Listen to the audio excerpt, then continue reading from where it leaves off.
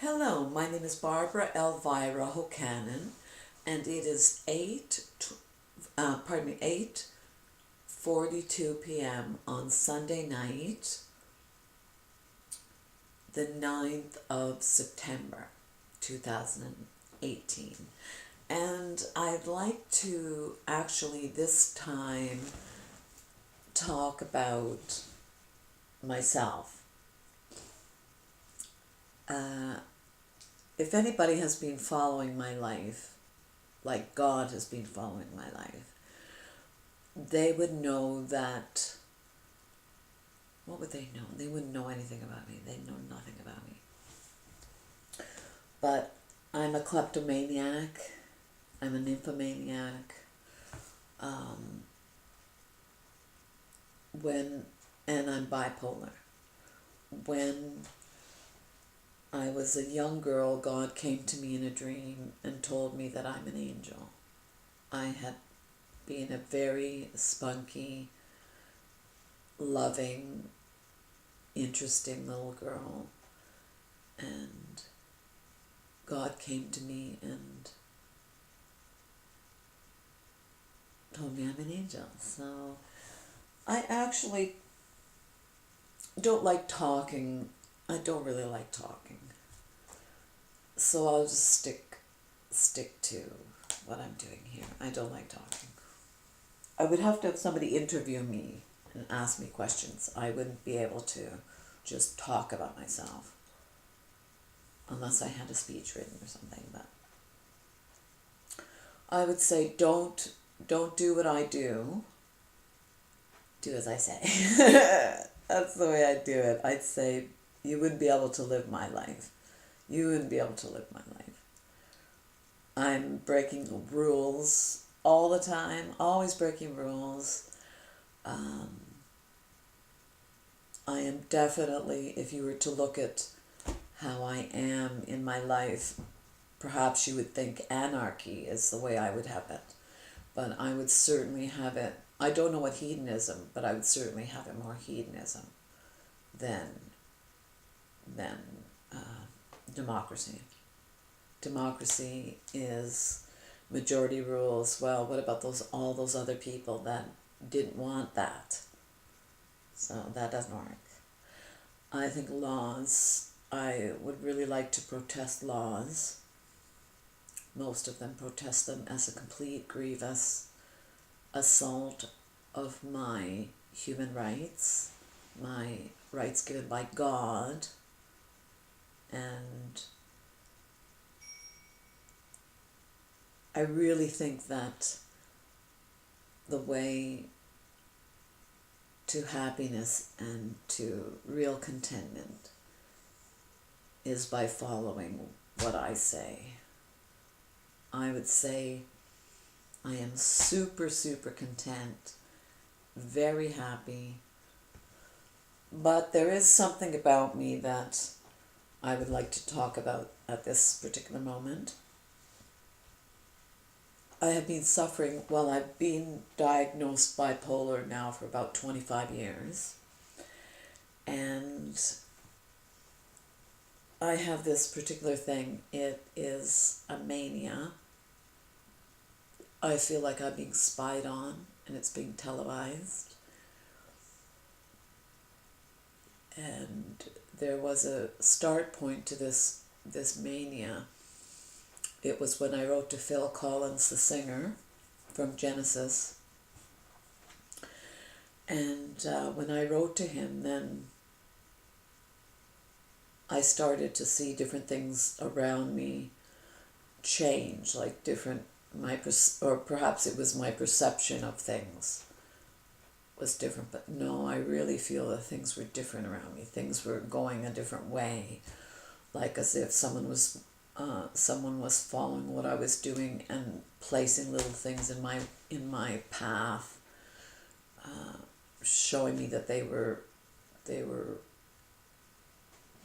paying attention to me, and people started coming into my life where it was just completely not in character with the way I had seen things going in my life and had felt people react towards me.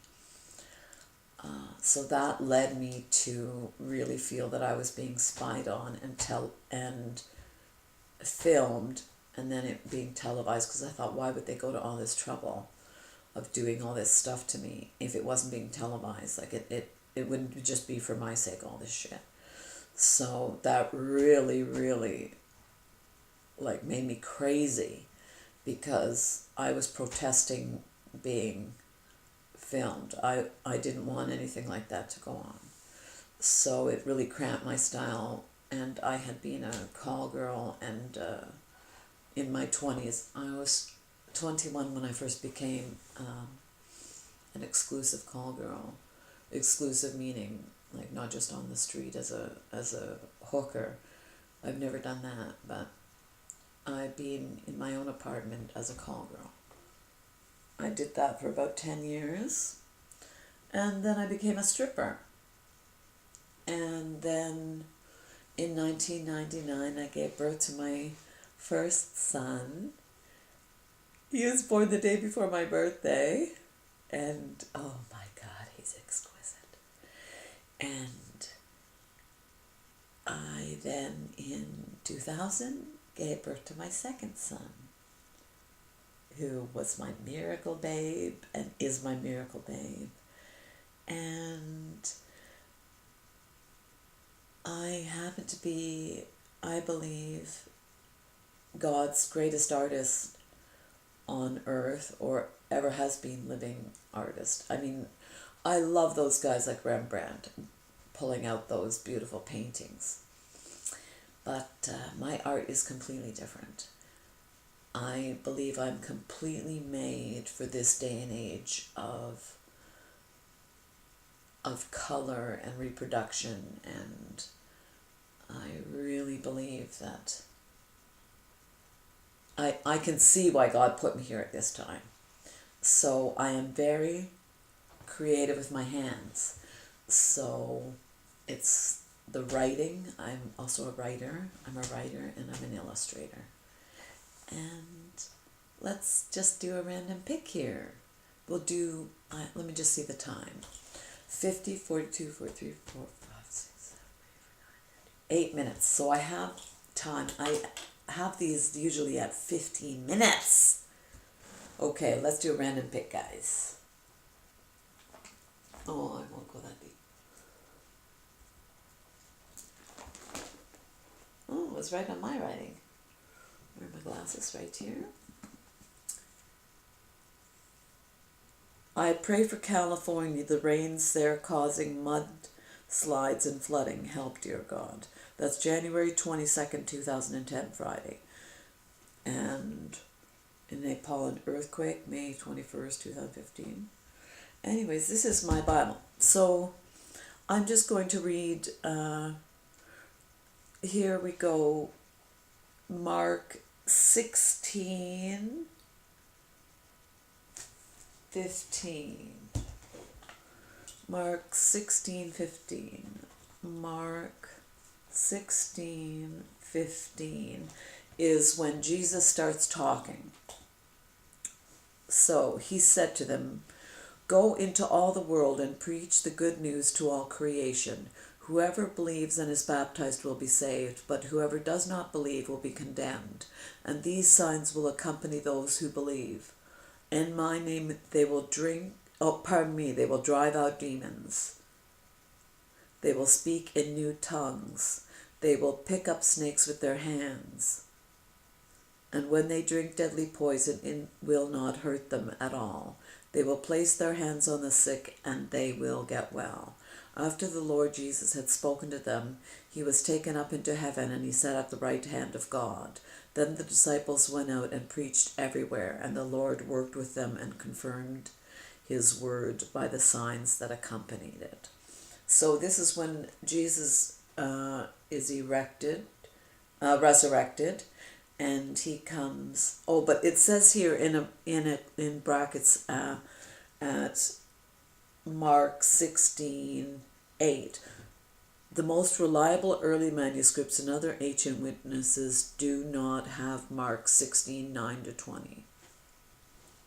So this is oh Jesus, doesn't this show you, sweeties, that this is all, the Bible is all made up. It's all made up. It's like the signs.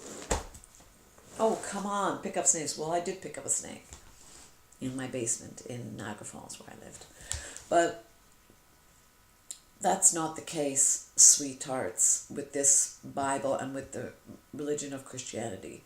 It is complete fabrication by man, because nobody knows what happened 2,000 odd calendar years ago, especially our calendar. No one knows what happened at that time, so it's impossible to say verbatim what somebody said and in what language. And it just completely, would it hold up to court of law? Give me a date. Give me a date. But there was no calendar back there. Please, please, please stop this nonsense of Christianity. It is a complete bald-faced lie. Okay. So I'm going to smoke a little joint here. I have little skinny joints. You know what? This sermon is going to be called Go into all the world and preach. Go into all the world and preach the good news. You know what the good news is? The good news is you don't have to go into a church. You don't have to go into a synagogue or a mosque. God is in your own hand. God is your breath, as you well realize, because as soon as you don't have breath, then you're gone. You're on to death and then whatever comes after. You don't need to go anywhere to have a connection with God, your maker. He is inside your head and your heart and your genitals and your body. God is the air. God is the air. God is the air. Okay, thank you so much. And the time now is 8:55. So 45, 42 for 3, 4, 5, 6, or 7, for 8, for 9, 51, for 2, 3, 4, 5. That's 13 minutes. Okay. Thank you so much. I love you all. If there's anybody watching, I have no idea. Okay.